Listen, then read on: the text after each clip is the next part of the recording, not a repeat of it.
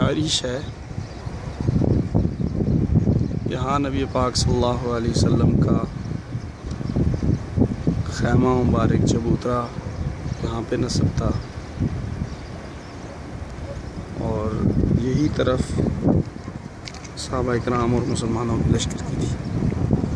दूसरी जानिब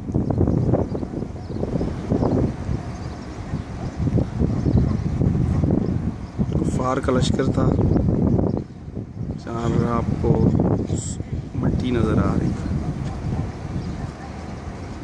और इसी तरफ ही शुहदाए बदर 14 सहाबा इकराम जो शहीद हुए, उनकी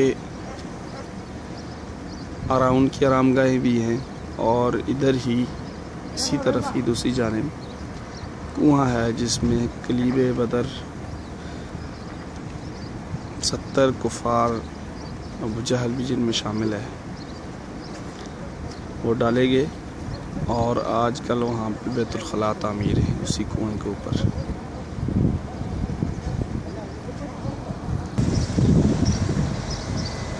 मस्जिद आरिश।